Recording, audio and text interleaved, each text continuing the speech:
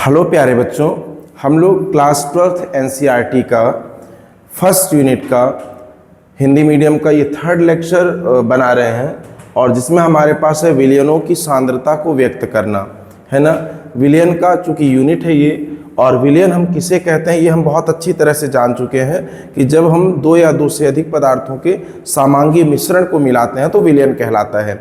अब विलयन की बात है तो आखिर विलयन में सांद्रता का मतलब क्या होगा, या हम सांद्रता किस चीज को कहेंगे। विलयन की सांद्रता को समझने के लिए हम पहले एक छोटी सी बात ये समझते हैं कि जो हमने विलयन बनाया हुआ है ना, तो उस विलयन में विलेय और विलायक किसे कहते हैं वो बात हमने देखा था बेटा कि हमारा विलयन में विलेय क्या होता था, जो कम मात्रा में उसको विलेय कहते थे, और विलयन में जो ज़्यादा मात्रा में वो विलायक है। हम कुछ पार्टिकल्स इसमें शुगर के मिक्स कर रहे हैं, शक्कर के डाल रहे हैं, वो हमारा विलेय कहलाएगा सॉल्यूट, और जो ज़्यादा अमाउंट में पानी है वो हमारा विलायक कहलाएगा, और दोनों को मिलाने से बनता है हमारा विलयन बनता है, विलेय और विलायक को मिलाने के बाद।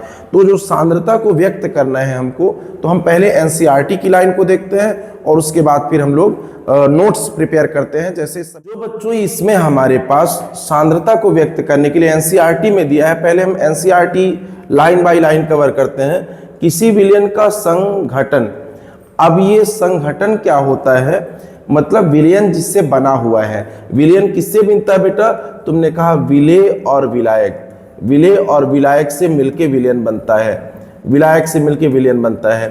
तो विलयन का संगठन उसकी सांद्रता से व्यक्त करते हैं, है ना।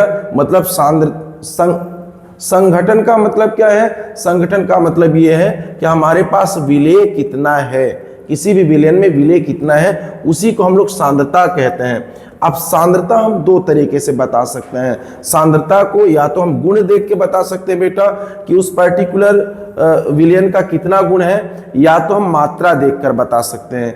गुण और मात्रा का मतलब क्या हुआ, मान लीजिए मैंने आपके पास दो बॉटल रखे हुए हैं, एक बॉटल हमारे पास एकदम साफ साफ दिख रहा है, इस पार से उस पार देख सकते हैं, और दूसरा वाला बॉटल जो है मेरे पास बहुत गड्ढे कलर का कोई भी मटेरियल डाला है, हम सिरा ही मान सकते हैं, शहद मान सकते हैं बेटा। दूसरे वाले बॉटल में शहद डाला हुआ है और एक में सिर्फ पानी है या ग्लूकोज, पानी और ग्लूकोज और पानी का वो था। तो जो दोनों को देखा हमने, तो हमको ये तो पता चल रहा है, उसके गुण को देख के हम ये बता सकते हैं कि जिसमें ग्लूकोज और पानी डाला हुआ था वो थोड़ा सा हमारे पास कैसा है, एक पारदर्शी है। पारदर्शी है मतलब हम इस पार से उस पार देख सकते हैं। और दूसरे वाले में जिसमें शहद डाला हुआ है, तो हम ये कह सकते हैं कि थोड़ा सा ज्यादा गाढ़ा है या अपारदर्शी है। अपारदर्शी है, हम इसमें इस पार से उस पार नहीं देख सकते। ये हम उस डब्बे का गुण देख के बता रहे हैं। बॉटल को मैंने देखा और उसका गुण देख के हम बता रहे हैं, पर सभी चीजों को, है ना। और मात्रा का मतलब क्या हुआ, मात्रा का मतलब ये हुआ कि उस जिसमें हमने पारदर्शी जिसको कहा था उसमें ग्लूकोज है कितना, वो मात्रा निकालेंगे तब पता चल पाएगा। तो आगे इसमें हम लोग देखते हैं कि जो गुणात्मक रूप से है ना, तो गुणात्मक रूप में बेटा हम लोग एक नाम पढ़ते हैं और परिभाषा हम लोगों ने पहले पढ़ लिया था। एक नाम आता है तनु विलयन, एक नाम आता है तनु विलयन। और तनु विलयन किसको बोलते हैं बेटा, ऐसे विलयन जिसमें विलेय की मात्रा बहुत कम होती है। ध्यान रखना ये एनसीईआरटी की लाइन है, जिसमें विलेय की मात्रा कम होती है वो तनु होता है, और ऐसे विलयन जिनमें विलेय की मात्रा बहुत अधिक है, विलेय बहुत ज्यादा होता है बेटा, वो हमारे सांद्र विलयन कहलाते हैं। तो हम सभी को तो देख के नहीं बता सकते कि जो बहुत गाढ़ा दिख रहा है वो सांद्र ही है, या जो बहुत हल्का दिख रहा है वो तनु है। तो इसलिए हमको, है ना, वास्तविकता में इस तरह का वर्णन अत्यधिक भ्रम उत्पन्न कर सकता है, हम लोग अच्छे से नहीं बता सकते।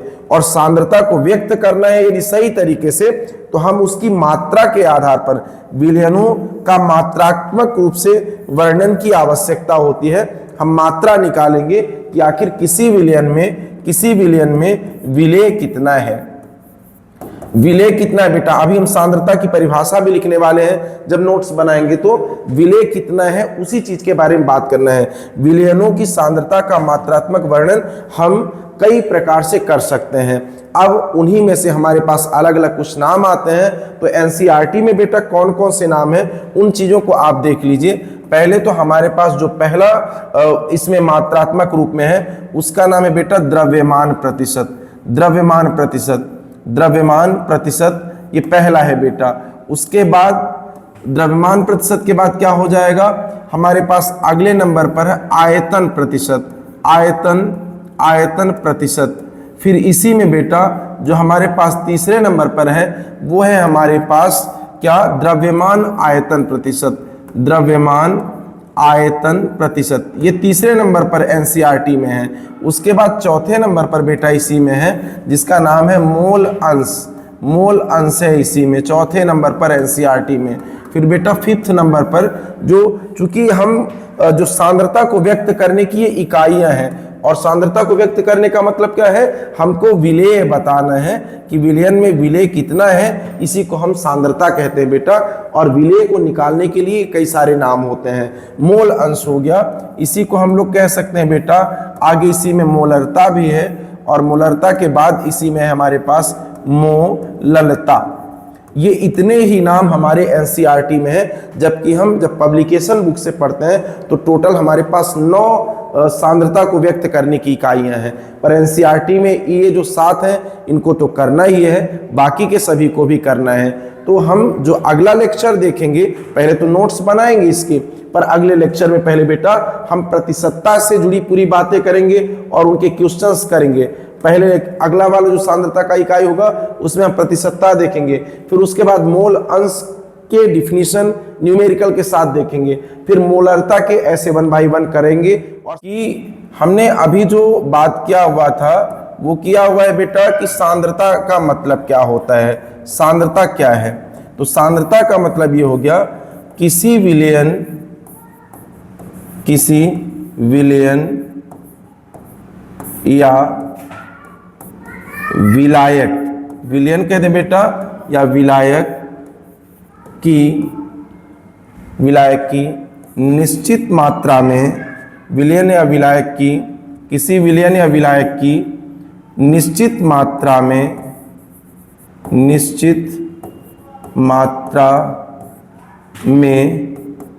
उपस्थित विलेय की मात्रा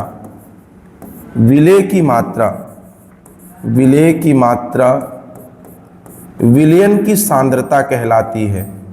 विलयन की सांद्रता, बच्चों हमको सांद्रता की इकाइयां यदि पढ़ना है, सांद्रता को व्यक्त करने की इकाई पढ़ना है, इसका सीधा सा मतलब है कि मुझे विलेय निकालना है कि विलेय कितना उपस्थित है विलयन में, उसी को सांद्रता कहते हैं। और सांद्रता कहलाती। सांद्रता की जो इकाइयां हैं बेटा, या विलेय को व्यक्त करने की इकाइयां टोटल 8 या 9 है। वो कौन कौन सी है, तो पहले को हम लोग बोलते हैं बेटा प्रतिशतता, जो रेफरेंस बुक का है, पहले को बोलते हैं प्रतिशतता। और ये प्रतिशतता जो अभी हमने एनसीईआरटी का देखा था ना बेटा, तो उसमें 1 2 3 करके दिया है, और इसमें प्रतिशतता में 3 है बेटा, जिसका पहले का नाम था द्रव्यमान प्रतिशतता। फिर उसके बाद बेटा था इसमें आयतन प्रतिशतता, और फिर बेटा इसी में था जो अगले नंबर पर वो था द्रव्यमान आयतन प्रतिशतता। उसके बाद जो दूसरा नंबर था ना बेटा सांद्रता में, वो है शक्ति।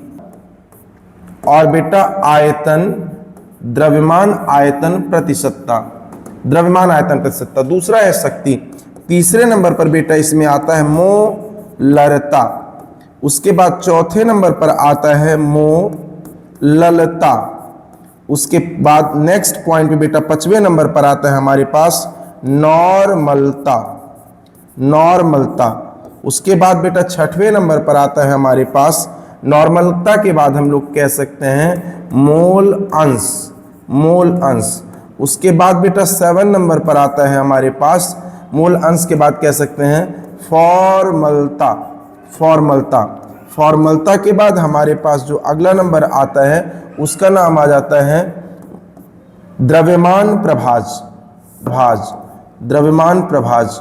और बेटा उसके बाद जो अगले नंबर पर आता है वो आ जाएगा हमारे पास 9 नंबर पर, जिसका नाम है क्या, ppm, जिसको हम लोग बोलते हैं पार्ट्स प्रति मिलियन।